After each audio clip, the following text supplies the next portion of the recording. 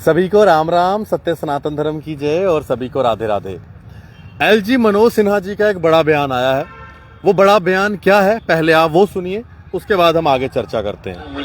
मैं आपको स्पष्ट करना चाहता हूं, स्टेट रीऑर्गेनाइजेशन एक्ट 2019 में पार्लियामेंट ने पारित किया है और मैं बड़ी जिम्मेदारी से कह रहा हूं कि उस ऑर्गेनाइजेशन एक्ट के बाहर जाकर मैंने कुछ भी नहीं किया है। I am well with in my domain और उसके बाहर जाकर कभी मैं कुछ करूंगा भी नहीं। मैं अपनी सीमाएं जानता हूं और उस सीमा का उल्लंघन मैं कभी नहीं करूंगा। ये कहना है एलजी मनोज सिन्हा जी का।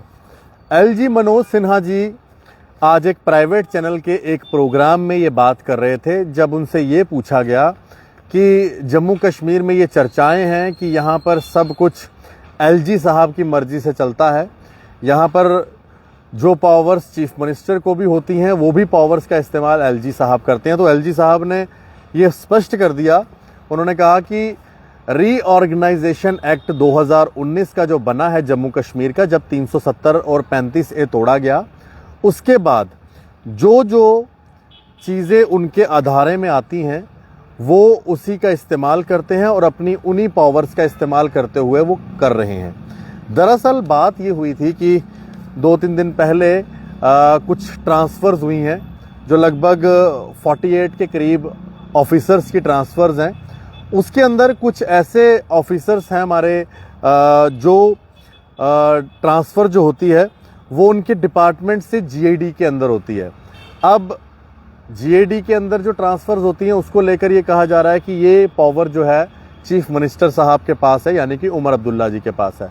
लेकिन यहाँ पर तर्क ये आता है कि जो बिजनेस रूल्स हैं वो अभी तक जो है पूरी तरह से नियमित नहीं है, पूरी तरह से निश्चित नहीं है कि आखिरकार बिजनेस रूल्स क्या क्या हैं, किसके पास क्या पावरें हैं, क्या सीएम के पास पावरें हैं, क्या सीएम के बाकी मंत्रियों के पास पावर्स हैं। तो ये सारी चीज़ों को देखते हुए एक बड़ा चीज़ें सामने आ रही थी और आज कश्मीर में मीटिंग भी हुई है। उस मीटिंग के बाद एमएलएज ने ये स्टेटमेंट भी दिया और कुछ के साथ हमारी फ़ोन पे भी बात हुई है। उनका ये भी कहना है कि जो मुख्यमंत्री जी फैसला लेंगे या जो वो कहेंगे हम उनके साथ हैं। अब मुख्यमंत्री जी का इसके ऊपर अभी तक कोई स्टेटमेंट आया नहीं है। हो सकता है कि 7 तारीख को जब जम्मू कश्मीर असेंबली लगे तो इसके ऊपर फिर चर्चा हो।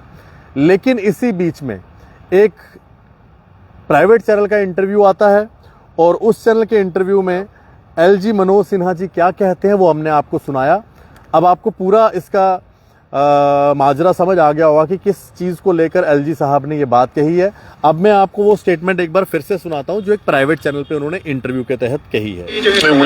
मैं आपको स्पष्ट करना चाहता हूं, स्टेट रीऑर्गेनाइजेशन एक्ट 2019 में पार्लियामेंट ने पारित किया है और मैं बड़ी जिम्मेदारी से कह रहा हूं कि उस ऑर्गेनाइजेशन एक्ट के बाहर जाकर मैंने कुछ भी नहीं किया है। I am well with in my domain और उसके बाहर जाकर कभी मैं कुछ करूंगा भी नहीं।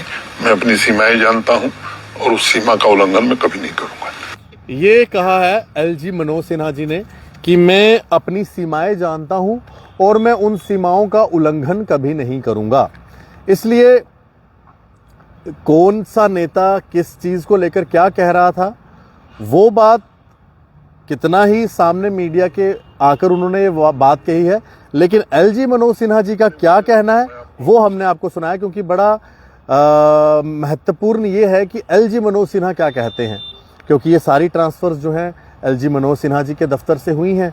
तो उसके ऊपर जो एक बात चल रही थी कि चीफ मिनिस्टर साहब के पास क्या कोई पावर है भी है या नहीं है, तो इनके ऊपर उन्होंने स्पष्ट किया है कि जो रीऑर्गेनाइजेशन एक्ट बना है उसके तहत उन्होंने उसी के ही दायरे में रहकर ये सारे डिसीजन लिए हैं और उनके बाहर जाकर उन्होंने कोई डिसीजन नहीं लिया। तो ये स्टेटमेंट आया है एलजी मनोज सिन्हा जी का। धन्यवाद। राम राम, सत्य सनातन धर्म की जय। सभी को राधे राधे।